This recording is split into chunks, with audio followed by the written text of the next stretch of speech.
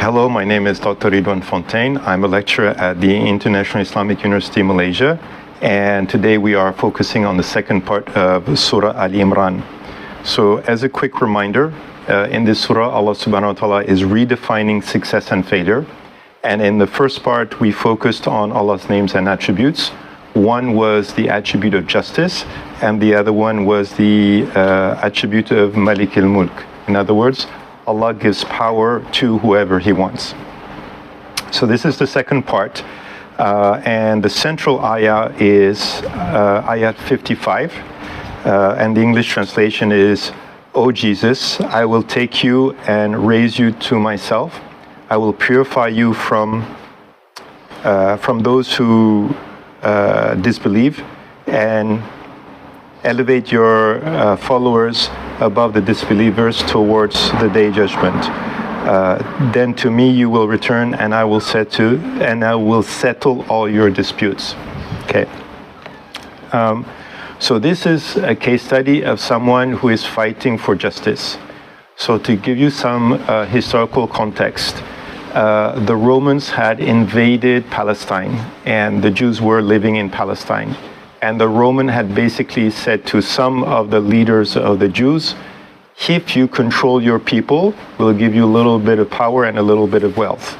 And so some of the leaders of the Jews basically said, okay, that's a deal.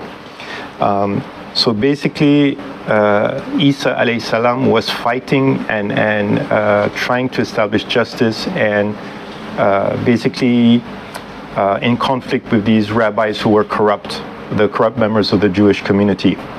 Okay, so they, in the end, the Jews, because they saw him as a problem, they reported him to the Romans, and the Romans caught him and basically tried to crucify him. The moral of the story is really, if you are obsessed with the dunya, you will actually do whatever you can in order to achieve the dunya, even if it means you go against your principles. If you are more interested in Yawm al-Qiyamah, you will actually do what needs to be done in accordance with your ethical standards. Even if you fail, it doesn't matter, because by trying to stay to your ethical principles, you are coming closer to Allah, right? So success and failure is not about whether or not you achieve your goals. Success or failure is whether or not you're getting closer to Allah in order to, while you're trying to achieve your goals, if that makes any sense. Okay. So this part is a little bit confusing, because we might assume that this is a criticism of the Christians. It is not, right? The whole purpose of these case studies is to make Muslims think about their own situation.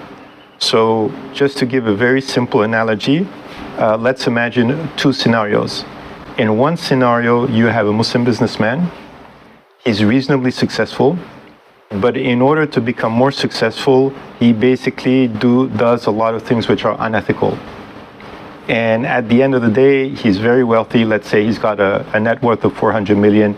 Let's say he's got a lot of employees. Let's say he's got 3,000 employees, right? So in the eyes of the people, he is successful. The question is he successful as far as Allah subhanahu wa ta'ala is concerned? Okay, so that's one scenario. Another scenario is another Muslim businessman. He is successful as well. He's running his business and so on and so forth. But he does everything in a very ethical way. At the end of the day, he cannot make that many sales. So let's say his net worth is only 400,000, and he doesn't have that many employees. Let's say he's got only 6 employees. And maybe as far as the people are concerned, he's not a successful businessman.